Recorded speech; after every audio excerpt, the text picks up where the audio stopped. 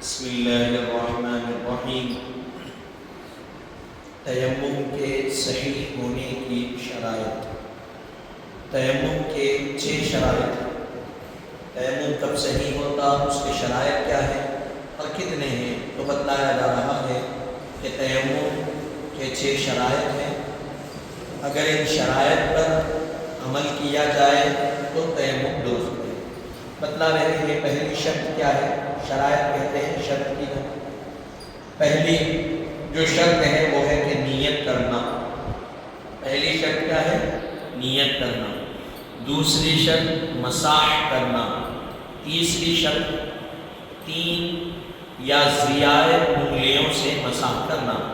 3 یا 3 سے زائد انگلیوں سے مساح کرنا۔ نمبر 4 مٹی یا جن سے مٹی کا ہونا۔ نمبر 5 مٹی یا جن سے مٹی کا مطہر یعنی پاک کرنے والی ہونا۔ نمبر 6 پانی پر قدرت نہ ہونا۔ اس کے علاوہ نمبر 7 پر حالت اسلام کا ہونا۔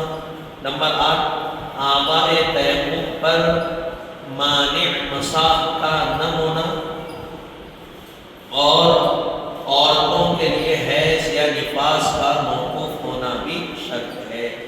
یہ 6 شرائط ہیں، لوگ الگ سے بتلائے جا رہے ہیں۔ حالت اسلام کا تیمم کرے گا تو جو مسلمان ہے وہی کرے گا نا، وہ بھی ایک شرط ہے۔ اور دوسری 8ویں شرط یہ ہے اعضاء تیمم پر مانع مساح کا نہ ہونا۔ اعضاء تیمم پر اعضاء تیمم جو کر رہے ہیں اس پہ مساح منع کیا ہوا نہ ہونا، یہ بھی شرط ہے۔ تیمم کا اعضاء ہے، اس پہ مساح کرنا منع ہے تو آپ مساح نہیں کر سکتے، تو یہ پھر اس کے بعد عورتوں کے لیے حیض اور نفاس کا موقوف ہونا بھی شرط ہے۔ تو اب یہاں سے اب اس کی وضاحت کر رہے تب بھی اگر ان میں سے ایک شرط بھی فوت ہو جائے تو تیمم نہیں ہوگا۔ یہ جو 6 شرائط ہے، ان 6 شرائط میں سے ایک بھی شرط اگر فوت ہو جائے یعنی چھوٹ جائے تو تیمم کیا ہوگا، نہیں ہوگا۔ نیت کے احکام۔ اب جو شرط اول ہے نیت، اب اس کی وضاحت کر رہے ہیں۔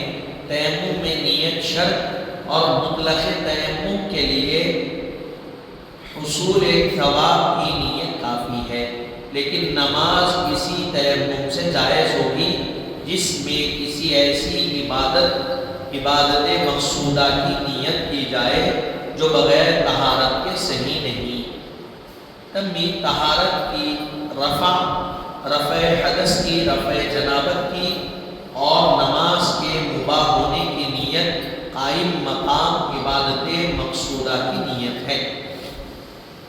2 چیزیں، تیمم کی نیت شرط ہے، چاہے مطلق تیمم ہو یا عبادت۔ مطلق تیمم کر رہے ہیں یعنی خالص تیمم کر رہے ہیں، عبادت غرض نہیں ہے، بس کر لے رہے ہیں، تو بتلایا گیا وہ کیا ہے، ثواب کی نیت اگر مطلق تیمم میں کر لیے تو کافی۔ میں تیمم کر رہا ہوں ثواب حاصل کرنے کے لیے، یہ نیت کافی ہے۔ لیکن عبادت کے لیے کر رہے ہیں، نماز پڑھنے کے لیے، قرآن پڑھنے کے لیے، یا بتلایا جا رہا ہے طہارت کے لیے، رفع حدث کے لیے، رفع جنابت کے لیے، نماز کے لیے، تو بتلایا گیا اس کے لیے نیت شرط۔ اور کیا ہے وہ، تو بتلایا گیا عبادت مقصودہ کی نیت کی جائے تو بغیر طہارت کے صحیح نہیں۔ کیا بتا رہے ہیں، لیکن نماز اسی تیمم سے جائز ہوگی جس میں کسی ایسی عبادت کی نیت کی جائے جو بغیر طہارت کے صحیح نہیں ہے۔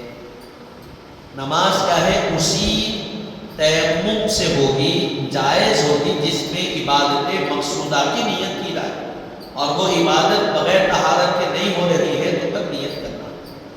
اب اس کے بعد آگے بتا رہے ہیں نفل نماز یا مطلق نماز کی نیت سے تیمم کیا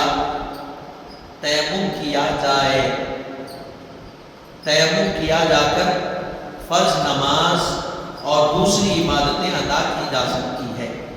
نفل نماز کے لیے یا مطلق نماز کے لیے تیمم کرے تو اب اس سے فرض نماز ادا کرو یا دوسری عبادت ہے تو جائز ہے، پھر اس کے بعد ادا کر سکتے۔ تیسری چیز، جو امور عبادت مقصودہ نہیں، جیسے مسجد میں داخل ہونا، قرآن مجید کا چھونا، اذان و اقامت وغیرہ، یا جن میں طہارت شرط نہیں، مثلا بے وضو قرآن شریف کا پڑھنا، زیارت قبور، دفن میت وغیرہ، اگر ان امور کے لیے تیمم کیا جائے تو اس سے نماز جائز نہیں ہے۔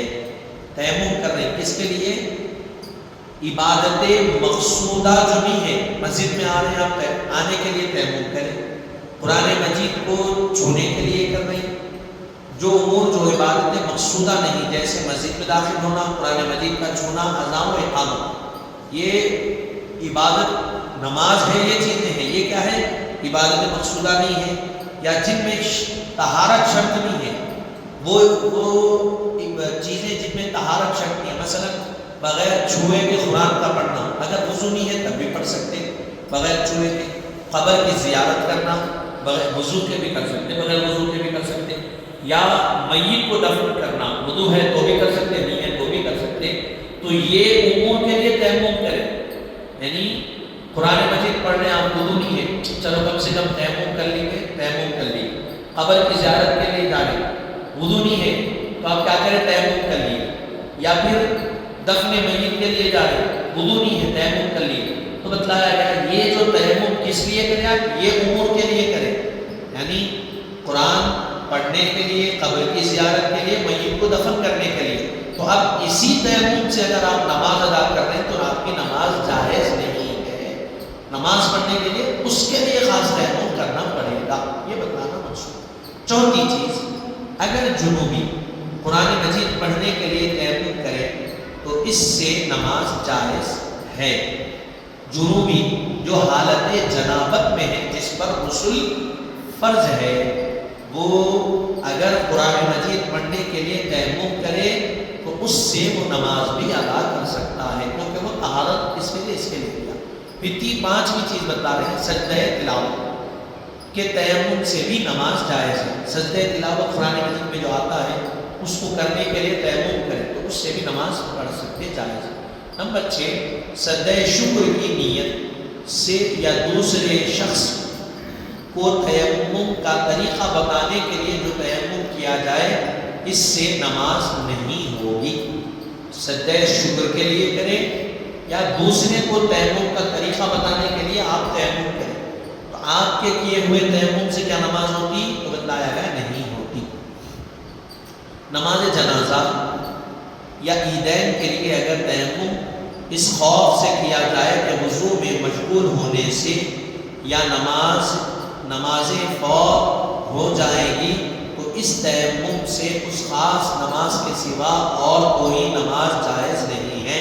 اور اگر پانی نہ ملنے یا بیماری کے باعث کیا گیا ہو تو اور نمازیں بھی جائز ہے۔ مثال کے طور پر نماز جنازہ کے لیے آئے یا عیدین کی نماز، عید الفطر، عید الاضحیٰ کی نماز کے لیے آئے، اب نماز کے لیے آئے تو نماز شروع ہو گئی، آپ مسجد میں داخل ہوئے، نماز جنازہ شروع ہو گئی، مسجد میں داخل ہوئے، عید کی رکعت باندھ لی، تو اب آپ وضو کریں تک نماز ختم ہو جاتی ہے، آپ کو معلوم، آپ کیا کرنا ہے ایسی صورت میں؟ تو تیمم کر کے نماز میں شریک ہو جانا، اس کی اجازت ہے۔ کیا کرنا ہے ایسی صورت میں؟ نماز جنازہ چل رہی، آپ وضو کر کے آتے ہیں، 4 تکبیرات ہو جاتے ہیں، نماز جنازہ، تو ایسی صورت میں تیمم کر کے فوری نماز میں شامل ہو جانا۔ اب جو تیمم کر کے نماز جنازہ میں شریک ہوئے، جو تیمم کر کے نماز عیدین میں شریک ہوئے، تو اسی تیمم سے دوسری نماز پڑھ سکتے کیا آپ؟ تو نہیں پڑھ سکتے۔ دوسری نماز کے لیے پھر وضو کرنا پڑے گا یا پھر الگ سے تیمم کرنا پڑے گا، وضو کرنا پڑے گا۔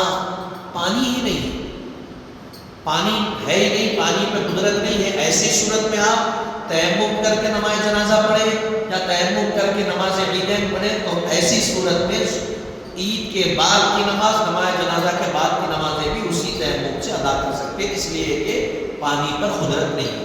یا بیماری ہے اسی لیے تیمم کرے تو وہ بیماری کے سبب وہ تیمم آپ کا باقی رہے گا جب تک آپ کا وضو نہ ٹوٹے۔ پھر نمبر 8 پر بتلا رہے ہیں جنوبی کا وضو کی نیت سے تیمم کرنا جائز ہے، یعنی وضو کی نیت سے جنابت سے بھی پاک ہو جائے گا۔ جنوبی جو شخص ہے وہ وضو کی نیت سے تیمم کر رہا تو اس کے لیے جائز ہے۔ نمبر 9، اگر بیمار کو دوسرا شخص تیمم کرائے تو نیت بیمار کو کرانی بیمار کو کرنی چاہیے۔ کوئی بیمار ہے اس کو تیمم کرا دے، تیمم بھی کرنے کے قابل نہیں ہے، تو ایسی صورت میں تیمم کی نیت تو کم سے کم اس بیمار شخص کو کر لینا چاہیے، دوسرے تیمم کرا دے۔ نمبر 10، اگر کوئی کافر اسلام لانے کے لیے تیمم کرے، اس تیمم سے اسلام لانے کے بعد نماز پڑھنا جائز نہیں ہے، کیونکہ تیمم میں نیت شرط ہے اور کافر نیت کرنے کا اہل نہیں۔ کوئی شخص ہے اسلام لانے سے پہلے نیت کرا، وہ تیمم کر لیا، اب اسلام میں داخل ہو گیا، تو کیا اسلام میں داخل ہونے کے بعد جو پہلے نیت کرا تھا وہ نیت باقی رہے گی؟ تو وہ تیمم باقی رہے گا؟ تو بتلایا گیا نہیں، اسلام میں داخل ہوئے، وہ تیمم پہلے کا تھا، پہلے ختم، اسلام میں آ گئے، تو اب یہاں پھر تیمم یا وضو کرنا پڑے گا۔ اسی تیمم سے اگر نماز پڑھے گا یا قرآن پڑھنے کا ارادہ رکھے گا تو ایسا کرنا اس کے لیے ناجائز ہے، کیونکہ تیمم میں نیت شرط ہے اور کافر نیت کرنے کا اہل نہیں۔ کافر کیسا نیت کرتا؟ کافر کس کو بولتے؟ اللہ کا انکار کرنے والے کو بولتے۔ اب نیت کرنا کیا ہے؟ وضو کر رہے تو میں وضو کیوں کر رہا ہوں؟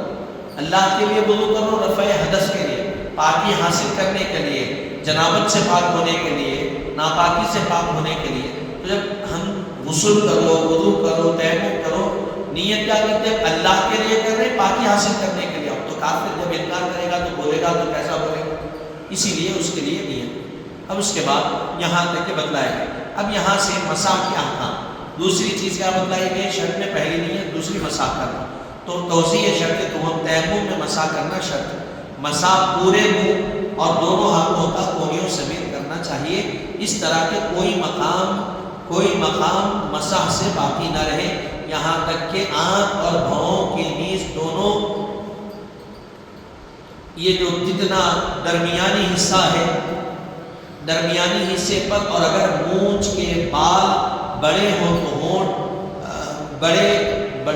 بڑھ جانے سے ہونٹ چھپ گیا ہو تو بالوں کو ہٹا کر ہونٹوں پر، اسی طرح ہاتھوں میں کنگھن یا چوڑیاں ہو تو اس کو ہٹا کر نیچے کے حصوں پر، غرض کے منہ اور دونوں ہاتھوں کا پوری طرح پوری سطح پر ہاتھ پھیر لیں، ورنہ تیمم نہ ہوگا۔ تیمم میں مسح شرط ہے، مسح کیسا کرنا؟ پورے منہ کا کرنا۔ اب اس میں یہ منہ ہے، یہ پلکاں ہے، یہ مونچھ ہے، یہ پیشانی، چہرہ، پورے چہرے کا اچھی طرح مسح کرنا۔ یہ بالوں کا بھی، مونچھ بڑھ گئے، ہونٹ چھپ گئے تو مونچھ ہٹا کے ہونٹوں کا مسح کرنا اچھی طرح۔ پھر اسی طرح ہاتھوں کا مسح کریں گے تو گھڑی ہے ہاتھ میں مرد کے، عورت کے ہاتھوں میں چوڑیاں ہیں، سب ہے، تو اس کو ہٹا کر نیچے کی سطح پر اچھی طرح مسح کرنا شرط ہے۔ اگر کوئی بھی حصہ، کوئی بھی سطح مسح اگر نہیں ہوا، چھوٹ گئی، تو پھر آپ کا تیمم نہیں ہوگا۔ یہ تیسری چیز اس میں بتلائی گئی، اگر اعضائے تیمم پر کوئی مانع مسح چیز ہو، مثلا چربی، منہ یا انگلی میں تنگ انگوٹھی، تو اس کا دور کرنا، اور انگلی کے درمیان غبار نہ پہنچا ہو تو انگلیوں میں خلال کرنا فرض ہے۔ ہاتھوں پہ اور چہرے پہ کوئی ایسی چیز ہے جو مانع چیز ہے، مثلا چربی ہے، موم ہے، یا تنگ انگوٹھی ہے، چوڑیاں ہیں، تو پہلے اس کو دور کر لیں، اس کو دور کر کے تیمم کرنا۔ اور یہ انگلیوں کے درمیان اگر مٹی کی غبار، مٹی کی دھول اگر پہنچ گئی تو کوئی مسئلہ نہیں پہنچی تو پھر انگلیوں کے درمیان بھی اچھی طرح خلال کرنا فرض ہے۔ چوتھی چیز، مسح 3 یا زائد انگلیوں سے کرنا چاہیے، 3 سے کم انگلیوں سے جائز نہیں۔ اب مسح کریں گے ہاتھ کا تو کم سے کم 3 انگلیوں سے مسح کریں، 3 انگلیوں سے زائد کرے تو اور اچھا ہے، لیکن 3 سے کم اگر کرے تو مسح ہی درست نہیں ہوگا۔ تو یہاں تک ہے جن امور سے تیمم جائز ہے۔ اب یہ آگے جو بتلایا جا رہا ہے انشاءاللہ تعالی، جن چیزوں سے تیمم جائز ہے اس کو ہم کل سماعت کریں گے۔